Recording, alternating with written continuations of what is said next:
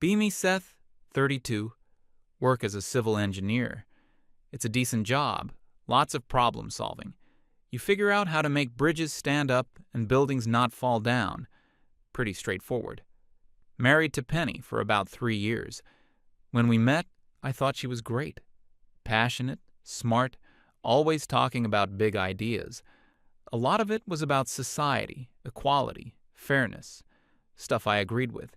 She spoke a lot about breaking down old-fashioned ideas, especially gender roles. I was all for it. A partnership should be a partnership, right? 50-50. Sounded like the perfect modern relationship. We both work, we both contribute. We split the bills based on our income, which was fine by me since I make a bit more. In the beginning, it was all theoretical. Lots of late-night talks about how traditionalism holds people back. She was really into this idea of toxic masculinity, how men are taught to suppress emotions and only value strength, and how that hurts everyone. I'd listen, nod along. Some of it made sense. I never considered myself a traditional guy. I cook, I clean. I don't have a problem talking about my feelings. So I figured we were on the same page. We were a team. The first signs that something was off were small. So small you'd think I was crazy for even noticing. We'd go grocery shopping together. I'd push the cart, no big deal. But at checkout, when we're loading up the car, a pattern started to emerge. I'd be lifting the heavy case of bottled water, the 20-pound bag of cat litter, the big sack of potatoes. She would grab the bag with the loaf of bread and the carton of eggs. I remember thinking it was a bit weird once or twice. Like, couldn't she at least grab the milk jugs? But I brushed it off. It's just groceries. Who cares? Then it started happening around the house. The kitchen sink started dripping one night. Annoying sound. I mentioned that we should call a plumber in the morning. She gives me this look, a look of genuine surprise. Then she says that plumbers are expensive, and it's probably just a simple washer. You're good at this kind of stuff. You can probably fix it in 10 minutes. I'm an engineer, but that doesn't make me a plumber. Still, I pop open YouTube on my phone, watch a few tutorials. An hour later, covered in grime from under the sink, I've replaced the washer and the dripping has stopped. Penny comes in, glances at the fixed sink, and says, "See? Knew you could do it." She didn't say thank you, just that she knew I could do it. It felt less like a compliment and more like a statement of expectation. A few weeks later, we're talking about chores. She brings up the idea that the gender division of labor in our home is problematic. I'm confused. I already do half the cleaning, all the yard work, and most of the cooking because she says she finds it creatively stifling. She explains that her point is about the expectation that she, as a woman, should have to do certain things is unfair. I agree, the expectation is unfair. So I ask her, okay, what's the solution? How do we make it more equal? She suggests we both just do what needs to be done whenever it needs doing. A fluid system. Sounds good in theory. In practice, it meant that I was still doing all the things I was doing before, and she was doing less. The trash would be overflowing. I'd ask if she could take it out on her way to work.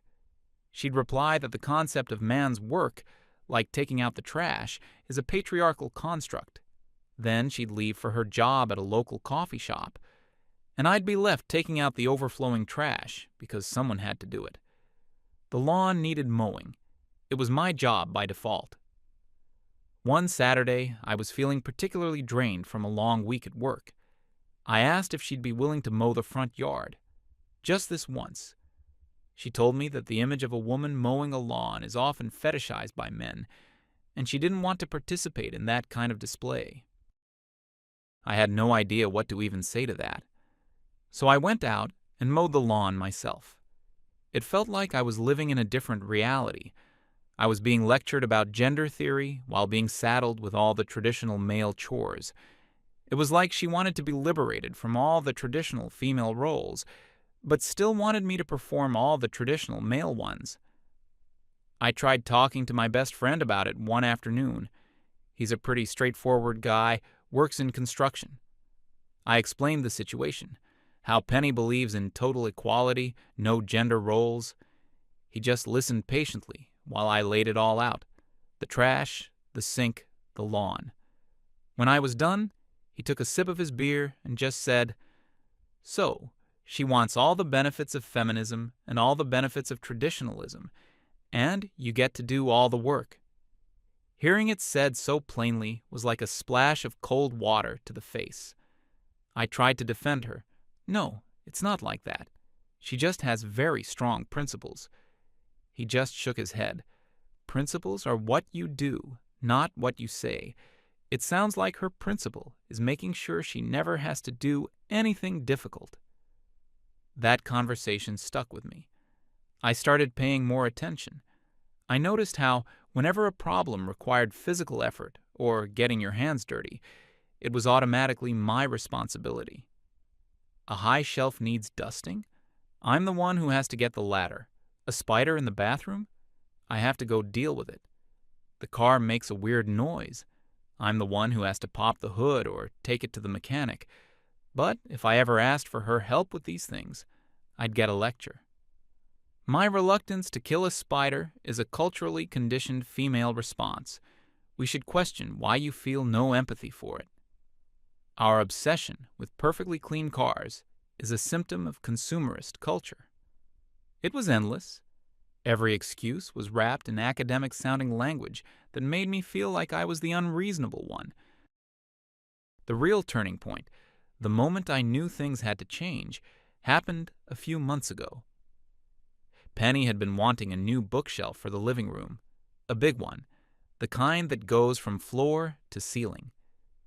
We spent a weekend looking online and finally found one she loved at IKEA.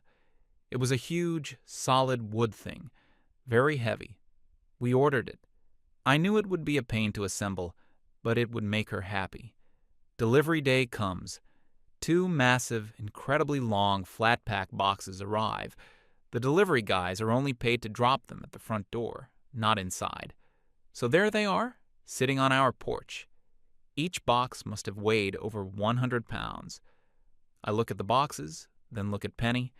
She's clapping her hands excitedly. "Oh, it's here. We can spend the evening putting it together. A true team project." I nod. "Okay. Well, first, we need to get it inside." I position myself at one end of the first box, ready to lift. I say, "All right, can you grab the other end?" She takes a step back. She crosses her arms and gets this thoughtful look on her face. "You know," she says, "I've been thinking about the way we perceive labor. The idea that heavy lifting is inherently a man's job is a cornerstone of toxic masculinity." I'm just standing there, crouched over this giant box, looking at her. "It's a performance," she continues. "Men are expected to perform strength to validate their masculinity. I don't want to enable that. I think it's important for you to realize you can do this without me." I honestly couldn't believe what I was hearing. It wasn't a joke. She was completely serious. I'm just staring at her, speechless. The disconnect between her words and the reality of the situation was staggering. There are 2 100-pound boxes on the porch. They need to be moved inside. That's it. It wasn't about a performance. It was about physics. "So, you're not going to help me?" I finally managed to ask. "I'm supporting you by deconstructing the expectation that I should," she says, smiling, as if she's just given me a profound gift. She then turns around and walks back inside to get a glass of water. I stood there on the porch for a full minute. I thought about just leaving the boxes there. I thought about calling a friend to help. I thought about getting back in the car and just driving. But then I just felt this cold, calm clarity. It was a game, and I had been playing it all wrong.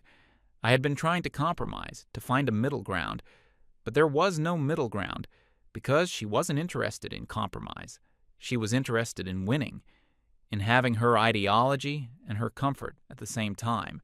So I decided to play by her rules. Fine, I won't perform masculinity. I'll just get the job done. I took a deep breath and started wrestling with the first box. It was a nightmare. I had to sort of deadlift it, then shuffle my feet awkwardly toward the door. My back was screaming. I scraped my knuckles on the doorframe. I had to put it down twice just to catch my breath. All the while, Penny is standing in the living room, watching me. She has this encouraging smile on her face, like a coach watching a toddler take their first steps. "You're doing great," she says. "See how capable you are?" I finally get the first box into the living room and drop it with a loud thud. I'm sweating, breathing heavily. I don't even look at her. I just turn around and go back for the second one. The second one is even heavier. Halfway through the door, my grip slips. The corner of the box slams onto the floor, taking a chunk out of the hardwood. I let out a curse under my breath. Penny winces. "Oops, maybe be more careful." I finally get the second box inside and collapse onto the sofa. My whole body is aching. Penny walks over to the boxes, inspecting them. She looks at me, still breathing hard on the couch, and then she delivers the final line. "See?" she says, with a triumphant little smile. "You didn't need my help after all that fuss for nothing." That was it. That was the moment everything changed for me. I didn't say anything. I didn't argue. There was no point. I just got up, walked past her, went into the garage, and closed the door. I stood there in the silence, surrounded by my tools, the lawnmower, the toolbox, all the things I was solely responsible for, and I realized my friend was right. She wasn't my partner. I was her handyman, her live-in general contractor, who she also happened to be married to. My masculinity was toxic and problematic right up until the moment a heavy box needed to be moved or a pipe needed to be fixed. Then, it was just an unspoken expectation. Fine. If we're going to live in a world with no gender roles, then let's really do it. No more assumptions. No more expectations. Starting from that moment, I was done. I wasn't going to be angry or bitter. I was just going to follow the rules, her rules, the rule of fluidity, the rule of no expectations. Let's see how it works when it applies to both of us. The next morning was a Saturday, the start of the new era. I woke up and went about my morning routine. Around 10 a.m., Penny mentions that we're out of milk and coffee beans. Usually that's my cue to say, "Okay, I'll run to the store." Instead, I just said, "Oh, that's a shame," and continued reading a book. She waited for a minute. "So," she starts, "are you going to go get some?" I look up from my book. I wasn't planning on it. I don't drink milk, and I'm fine without coffee today. "But I want coffee," she said, her voice laced with a slight annoyance. "I understand," I replied calmly. "The store is about a 10-minute drive away." The look on her face was a mixture of confusion and irritation. She stood there for a moment, clearly expecting me to give in and just go. When I didn't, she let out an exasperated sigh, grabbed her keys, and left. It was a small victory, but it felt monumental. Later that day, she was in the kitchen cooking something for herself. She had bought one of those meal kits. She's struggling to open a sealed glass jar of sauce. Her hands keep slipping. She's grunting with effort. I'm sitting at the kitchen table, scrolling on my phone. She puts the jar down with a loud clank. Ugh, this thing is impossible. She pushes it across the table towards me, the universal signal for, "You open it." I don't move. I don't reach for it. I just look at the jar, then back at her. "Yeah, those can be tough," I say. The silence hangs in the air. "Seth," she says, her voice sharp now, "can you please open this for me?" I put my phone down. I looked her right in the eye. "Why do you think I would be better at opening it than you?" I asked, genuinely curious. She was flustered. "Because you're stronger, obviously." "Ah," I said, nodding slowly. So, you're saying that due to biological differences, men tend to have greater upper body strength than women? I was using her language against her, and she knew it. Her face turned red. Don't be ridiculous. Just open the jar. I don't think it's ridiculous, I said, my voice still perfectly level. I think it's an interesting point. We're always talking about how gender is a social construct. But here's a physical task where you believe my assigned gender at birth gives me an inherent advantage. It's a bit of a contradiction, isn't it? She snatched the jar back off the table. Fine. I'll do it myself. She spent the next 5 minutes running it under hot water, banging it on the counter, trying to use a dish towel for grip. Eventually, with a final pained shriek of effort, she got it open. She shot me a death glare before turning back to her meal prep. She didn't speak to me for the rest of the evening. That was fine with me. I was enjoying the quiet. The next test came a week or so later. We have these big, heavy storm windows that we have to put up in the fall. It's a job I've always done myself. It requires carrying these awkward, heavy panes of glass up a ladder. I usually spend a whole Saturday doing it. The first cold front of the season was coming through. It was getting chilly at night. Penny mentioned it one morning.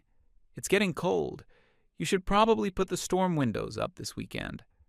Notice the you, not we. That's a good idea, I said. We should definitely get that done. Saturday comes. I wake up, make myself some breakfast, and then settle in to watch some college football. Around noon, Penny comes into the living room. I thought you were going to do the windows today. Oh, I'm not doing them by myself, I said, not taking my eyes off the TV. What? You always do them yourself? Well, I've been thinking about what you said, about me always performing masculinity. This feels like one of those things. It's a big physical job. It's not fair for one person to be expected to do it alone. But I don't know how to do it, she said. Then it's a perfect opportunity for you to learn, I replied. We can do it together, as a team, 50-50. You can hold the ladder, or I can hold the ladder. We can take turns carrying them up. She looked at me like I'd just suggested we build a rocket ship in the backyard. I can't carry those, she said. They're too heavy for me. Are you sure? I asked with a straight face. Maybe you're just internalizing societal messages that you're not strong enough. She threw her hands up in the air. This is absurd. It's going to be freezing tonight. I agree, I said. So let's get started. I'll meet you in the garage whenever you're ready to help. She stood there, fuming. Eventually, she just stormed out of the room. I knew she wouldn't come to the garage. The windows didn't get done that day, or the next day. The house was cold for the next week. We had to use extra blankets. She kept making passive-aggressive comments about it. Brr, it's really drafty in here, she'd say loudly. I'd just reply, yeah, it is. We really should get those windows done together soon. After a week of sleeping in a cold house, she finally broke down and hired a handyman service to come and do it. It cost her $200 out of her own bank account. I didn't say a word. I just watched them work from the kitchen window. The message was starting to sink in. Equality was a two-way street. My compliance was no longer guaranteed. The next big incident happened in the bathroom. Penny was getting ready for bed. I was in the living room reading. Suddenly, there's a shriek. A real horror movie scream. I jump up, heart pounding, thinking someone broke in. I run to the bathroom door. What is it? What's wrong? It's a spider, she yells from inside. A huge one, on the ceiling. I feel the adrenaline instantly drain away, replaced by a familiar weariness. Okay, I say through the door. So, what are you going to do about it? There's a moment of baffled silence. What am I going to do? You are going to come in here and get rid of it. I lean against the wall and cross my arms, even though she can't see me. I don't think I should, I say, my voice calm. What do you mean you shouldn't? It's horrifying. I can't be in here with it. Well, I start. choosing my words carefully. I remember you telling me that arachnophobia is a learned behavior, often enforced by society to make women seem weak and dependent on men for protection. The silence on the other side of the door is deafening. I wouldn't want to undermine your independence by reinforcing such a regressive stereotype, I continue. I believe in you. You're a strong, capable woman. You can handle a spider. I can practically hear the steam coming out of her ears. This isn't a gender studies seminar, Seth. It's a massive, hairy monster, and it's looking at me. I'm sure you'll be fine, I say. Just get a cup and a piece of paper. I hear some frantic shuffling, a chair being dragged, a yelp, and then a loud thud. A few minutes later, the bathroom door creaks open. Penny storms out, face pale and furious. I trapped it under the laundry hamper, she hisses, and I'm sleeping on the couch. She didn't want my help, but she still expected me to deal with the aftermath. The next morning, I went into the bathroom. I lifted the hamper. The spider was gone. It had probably just walked away during the night. I didn't say a word about it. I just put the hamper back. The real test of my new resolve, however, happened a few weeks after that. Penny was driving home from a get-together with some of her friends. It was late, around 10 p.m. I get a call. She sounds like she's on the verge of tears. I have a flat tire, she says, her voice shaky. I'm on the side of the road on that dark stretch a few miles from the house. My first instinct, the old me, was to say I'm on my way, but I stopped myself. Okay, I said. That's not good. Are you in a safe spot? I guess, but the cars are flying by. You have to come and change it for me. I took a breath. Honey, the spare tire is in the trunk. The jack and the lug wrench are with it. You've seen me do it before. It's pretty straightforward.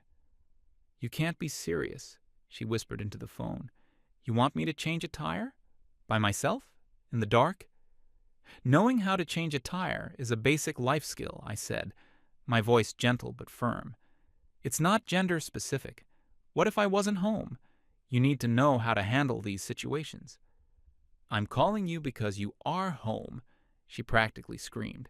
My friends are already gone. I'm stranded. I asked her if she'd called her friends for help. She admitted that she had. One of them told her to channel her inner strength.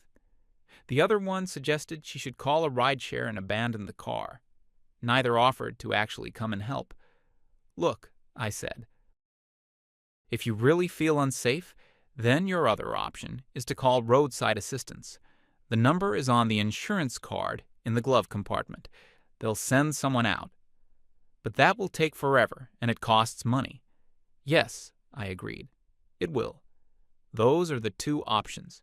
Try to do it yourself or call a professional. I'm not coming. The silence was so long, I thought she'd hung up. Finally, I heard a choked sob, and then the line went dead. An hour and a half later, I heard the front door open. She came in looking exhausted and miserable. She'd called for a tow truck. It had taken them over an hour to show up. She dropped her keys on the counter and glared at me. I hope you're happy, she said, her voice dripping with venom. I'm not happy that you had a bad experience, I replied honestly, but I'm happy that you were able to solve your own problem. She looked like she wanted to hit me. Instead, she just went into the bedroom and slammed the door. We were barely speaking at this point. The house was thick with tension. I was just going to work, coming home, and doing my own thing. I made my own meals, cleaned up after myself. I was living like a roommate. I felt like I was holding my breath, just waiting for the whole thing to either collapse or explode. The explosion came on a Saturday. I had made plans to go help my friend move a new engine for a project car he was working on. It was an all-day thing. I told Penny about it a week in advance. She just shrugged. Whatever. So that Saturday morning, I got up and left around 8 a.m. It was a good day. Just me and my buddy, working with our hands, talking about nothing important. No theory, no ideology, just bolts and wrenches. It was a relief. Around 3 p.m., my phone rings. It's Penny. I almost let it go to voicemail, but I figured I should answer. Hello? I'm met with pure, unfiltered panic. Seth, you have to come home. Now! She's screaming. What? What's wrong? Are you okay? It's the kitchen. The pipe under the sink. It burst. There's water everywhere. I could hear a roaring sound in the background, like a waterfall. My engineering brain immediately kicks in. Okay, calm down, I say. You need to shut off the main water valve. Do you know where it is? No, I have no idea. I've never had to look for it. It's in the basement, I tell her. On the wall where the water line comes into the house. It's a big round handle. You need to turn it clockwise until it stops. The basement is dark and scary and full of spiders, she cried. I can't go down there alone. Penny, you have to, I insisted. Every minute you wait, the damage gets worse. Just use your phone flashlight. I hear her sobbing. I can't. I tried to turn a handle I found, but it won't budge. I'm not strong enough. The water is almost to the living room. She was completely falling apart. And in that moment, I knew I had all the power. I could just drive home and be the hero. Fix everything. And things would probably go right back to the way they were. But I couldn't do that. It was too late for that. This had to mean something. Okay, Penny, I said, my voice very quiet. I will come home. I'll leave right now. But first, you need to say something. What? She shrieked over the sound of the flooding. What are you talking about? I need you to say it, I repeated. I need you to tell me why you need me to come home. Because my kitchen is flooding. No, I said, that's not the reason. I need you to say the real reason. There was a long pause, filled only with her panicked sobs and the sound of gushing water. Please, Seth, she begged, just come home. Say it, Penny. I could hear her take a ragged breath. Her voice was just a broken whisper.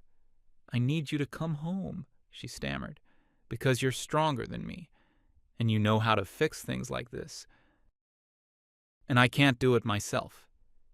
It was the hardest thing she'd ever had to say. It was the truth. Okay, I said, I'm on my way. I hung up, told my friend I had an emergency, and drove home, sticking to the speed limit. The scene when I arrived was even worse than I imagined. Water was seeping out from under the front door. I opened it to find at least an inch of water, covering the entire first floor. Penny was standing on a kitchen chair, crying hysterically. I didn't say a word to her. I walked past her, my shoes splashing through the water, and went straight to the basement door. I went down the stairs, found the main valve in about 5 seconds. It was old and stiff, just as she'd said. I grabbed it with both hands, planted my feet, and put my entire body weight into turning it. For a second, it didn't move. Then, with a loud groan of protesting metal, it began to turn. I twisted it all the way until it was tight. And then, silence. The sound of the rushing water upstairs stopped. I came back up from the basement, soaking wet from the knees down. I looked at the absolute disaster that was our home. The ruined floors, the waterlogged cabinets. I looked at Penny, still perched on the chair, her face a mess of tears and mascara. And just then, as if the situation needed a final, perfect punchline, the doorbell rang. I waded through the water to the door and opened it. It was her father. She must have called him in her panic, too. He's a very old-school guy, a retired mechanic. He stared past me, his eyes wide at the indoor swimming pool that was our living room. He saw Penny on the chair. He looked back at me, soaking wet and looking like I'd just wrestled an alligator. He shook his head, a grim little smile on his face, and clapped me on the shoulder. Well, he said, his voice booming in the quiet house. Good thing the man of the house was here to fix it. I watched Penny's face crumble. That one sentence from her own father in front of me, after everything that had happened, it was the final blow. The rest of that day and all of the next was a blur of wet vacs, mops, and calling insurance companies. We didn't talk. We just worked. That night, after we'd done all we could, we were sitting in the damp, quiet living room. It was time to talk. I went first. I told her everything. How I'd felt for the past year. How I felt like I wasn't her partner, but her employee. A tool to be used whenever it was convenient. How her principles always seemed to bend in a way that benefited her and gave me more work. How it wasn't about strength, it was about respect. And I had felt none from her. I told her I was done with the double standards.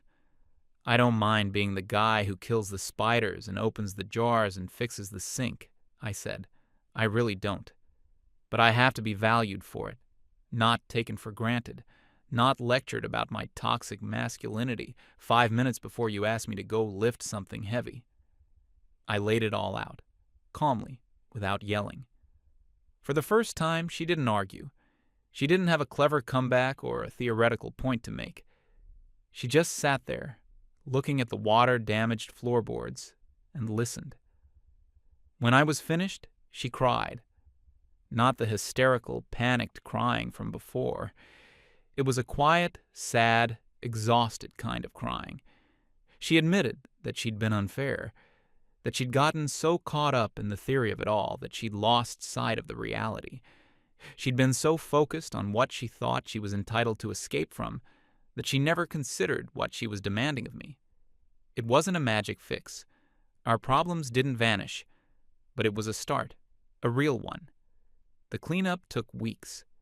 We had to have the flooring replaced, but we did it together. When the new laminate flooring was delivered, it came in a dozen heavy boxes. I went outside to start bringing them in. After I carried the first one, the front door opened. It was Penny. She was wearing work gloves. She didn't say anything.